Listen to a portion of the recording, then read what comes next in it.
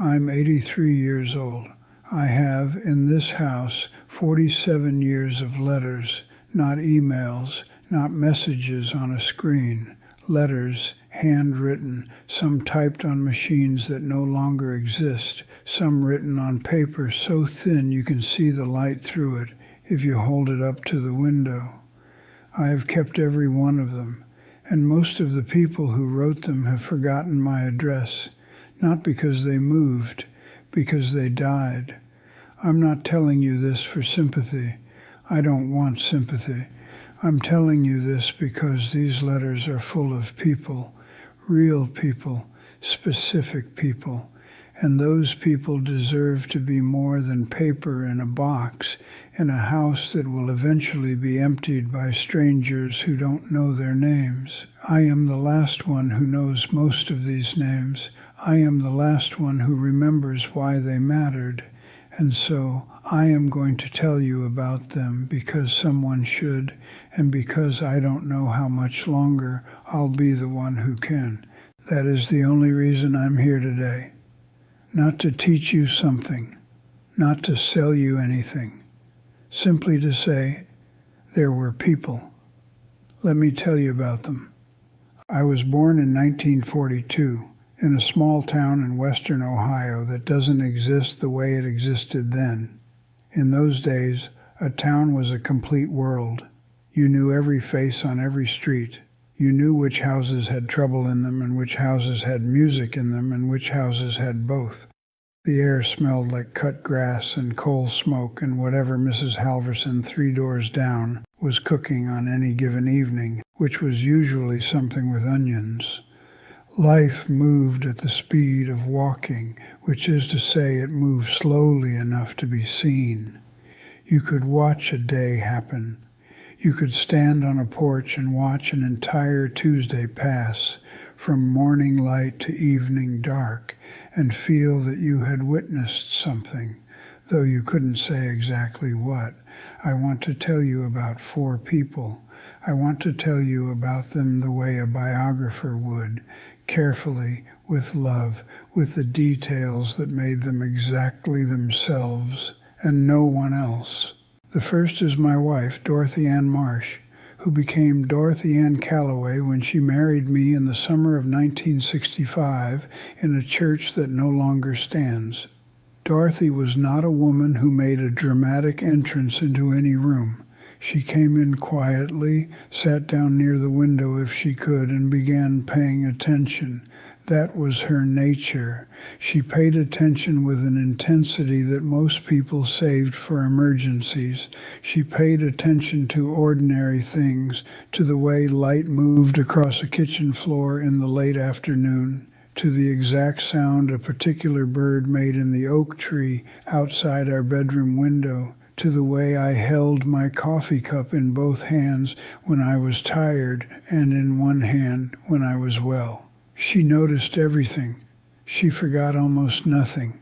And she was, for 51 years, the person who made sense of the world for me. The second person I want you to know is Harold Everett Briscoe, who was my closest friend for over 60 years. Harold and I met in 1961 in a machine shop where we both worked summers to save money for school. He was tall, quick with a laugh, and had an extraordinary gift for taking complicated things and making them simple. He would have made a fine teacher. He became a plumber instead, and he was a fine plumber too, which is its own kind of teaching when you think about it. Harold had a habit of slapping the top of a door frame with his palm every time he walked through a door. Every single door, his whole life. He never knew he did it. I never told him. I just loved it. The third person is my sister, Ruth Elaine Calloway, born 4 years before me in 1938. Ruth was the kind of woman who held families together without anyone ever noticing the holding. She organized the holidays. She remembered the birthdays. She called you on the days you didn't know were hard days until the phone rang and it was her voice. She had a particular way of making chicken soup from scratch that involved a bay leaf and an argument with herself, about the right amount of dill. She always added too much dill. It was always perfect. The fourth person is a woman named Vera who lived across the street from us for 32 years, and whom most people in the neighborhood thought of as simply the old woman with the roses. Vera had come to this country from Poland in 1952 alone at the age of 26, carrying one suitcase and a tin box of letters from people she had left behind. She grew roses the way other people breathe, automatically, necessarily, as if without them she could not continue. She was out in her garden every morning by 6 o'clock regardless of the season, doing something careful and slow among her plants. In the summer, the roses covered her entire front fence. In the winter, she stood among the bare canes like she was visiting graves. I think she was. Dorothy and I had been married for 31 years when she was diagnosed in 1996. Ovarian cancer, the kind that introduces itself too late to be properly refused. She was 58 years old. She had just that previous autumn planted 12 new rose bushes along our back fence. She had admired Vera's roses for years and finally decided to have her own. She would never see them bloom. The diagnosis came in February of that year, and by October she was gone. I want to tell you about a Tuesday evening in August of 1994, 2 years before all of that, which I think about almost every day. We had had dinner, something simple, I don't remember what, and Dorothy was sitting at the kitchen table with a cup of tea and a book she was only half reading because the window was open and there was a warm evening coming in, and she was giving most of her attention to that instead. I was washing the dishes. We didn't speak for perhaps 20 minutes, and then she said, without looking up, "I think this is the best evening I've ever had." I laughed. She was serious. She said, "I mean it. Nothing is happening and it's perfect." I didn't understand that until long after she was gone. I understand it now every single day. Dorothy Ann Calloway died on October 14th, 1996. She was 58 years old. The roses she planted bloomed the following spring. I have kept them alive ever since. Harold Everett Briscoe, my Harold, my doorframe slapping, laugh-quick Harold, survived a heart attack in 1989 that he had no business surviving and came out of the hospital 3 weeks later looking, if anything, more cheerful than he had gone in. He said the experience had made him feel properly grateful, which was a thing Harold would say. We spent another 14 years talking on the phone every Sunday, meeting for lunch on the last Thursday of every month at a diner we had been going to since 1972 and which still made the same bad coffee and the same inexplicably excellent pie. Harold died in 2003 on a November afternoon of a second heart attack that he did not survive. He was 62 years old. I want to tell you one thing about Harold that nobody else alive knows. In 1978, Harold went through a period of tremendous difficulty. His marriage had ended. He had lost a significant amount of money on a business venture that hadn't worked, and he was living alone in an apartment he hated and trying to find his footing in a life that looked very different from the one he had planned. He didn't talk about it much. Harold wasn't a man who opened easily, but he wrote me a letter. It is in my box. I have read it many times since he died, in which he said something I carry with me still. He said, "The hardest thing isn't starting over. The hardest thing is believing that starting over is something you deserve." He pulled through. He found his footing. He built another life, and he filled it with work and with friendship and with Sundays on the phone and with pie. I'm glad I kept that letter. It is the most honest thing I ever knew Harold to say. My sister Ruth was diagnosed with Parkinson's disease in 2001 and declined slowly over the following decade in the way Parkinson's takes a person, not all at once, but incrementally, trading away capacities one at a time. What she lost last was her voice, which seems right somehow, given what her voice had meant to so many people. The last time I saw Ruth in the spring of 2011, she could not speak, but she could still reach over and put her hand on top of mine, and she did that. She died that June. She was 73 years old, and nobody has made that chicken soup since, and the recipe, as far as I know, went with her.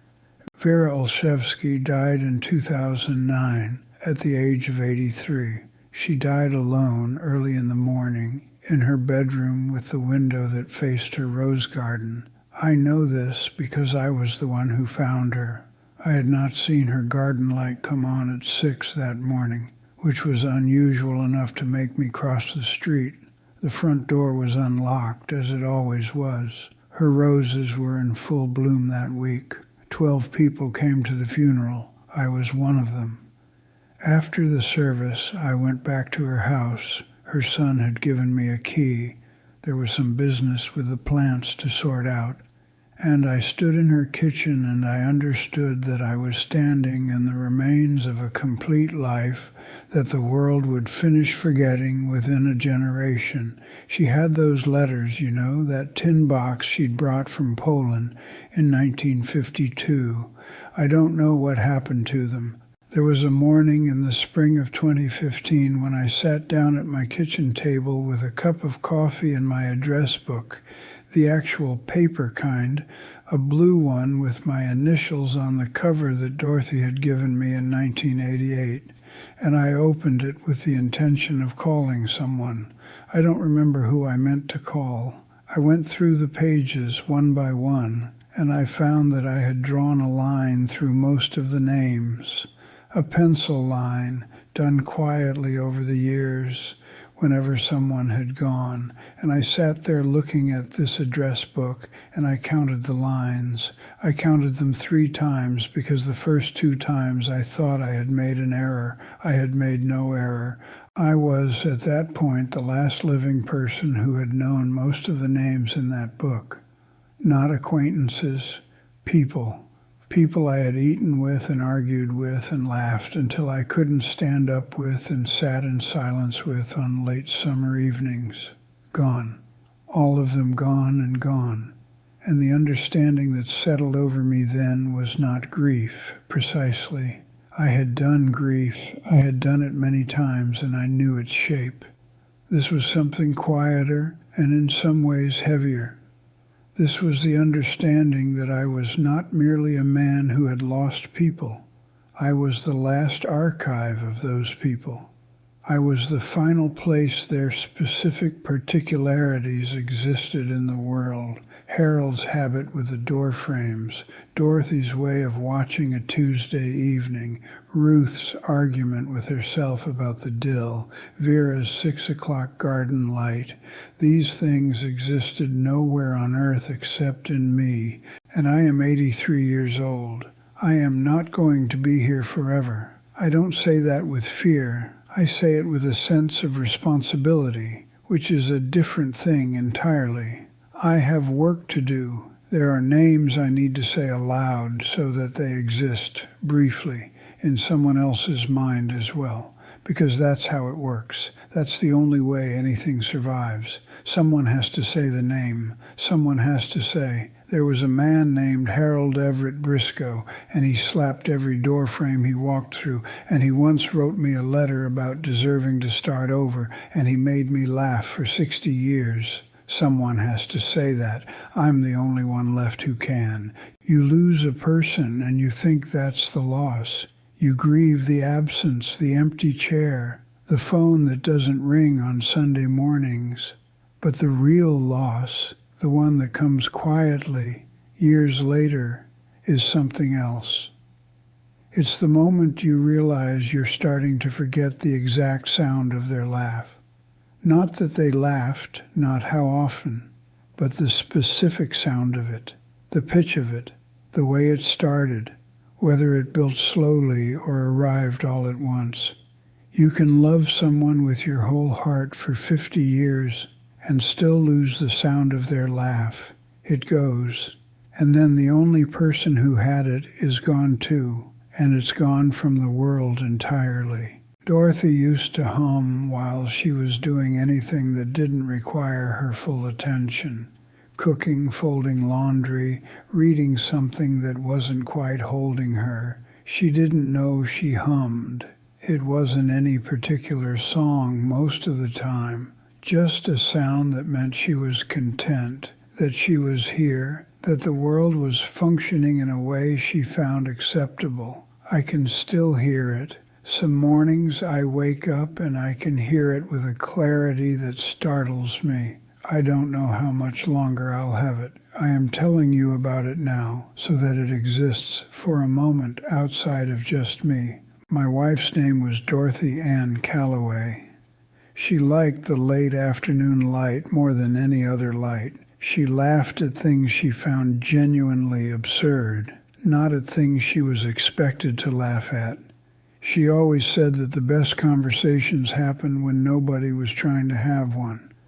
I'm telling you this because if I don't, she becomes a headstone in a cemetery in Ohio. 2 dates with a dash between them. She was more than a dash. She was a whole life. She was a woman who sat by open windows and paid attention to Tuesdays. She deserves more than a dash. Now I want to speak to you directly, if I may. You, whoever you are, watching this in whatever year it happens to be. I don't know your situation. I don't know how old you are or how many people you've already lost or how many you have left. But I've been on this earth for 83 years, and I've watched a great many lives unfold from beginning to end. And I have a few things I want to say. Write it down, whatever it is. The stories your parents tell, the things your grandmother said when she was half asleep in her chair, the way your grandfather described the town he grew up in.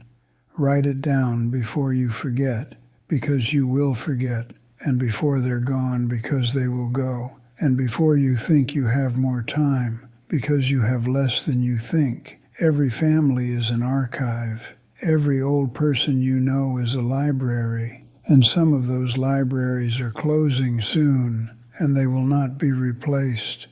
Ask the questions you've been putting off. Ask your mother about the year she was 23 and what she wanted from her life then.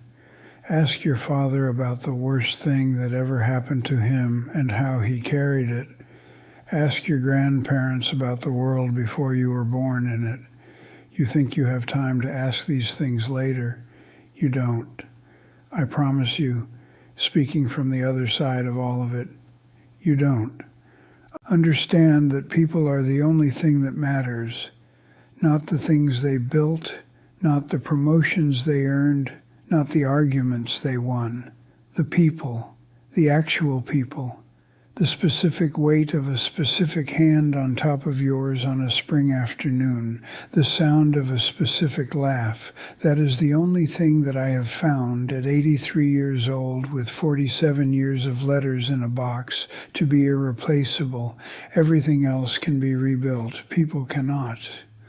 There is a book, When Breath Becomes Air by Paul Kalanithi, which a friend gave me some years ago, and which I have read 3 times since.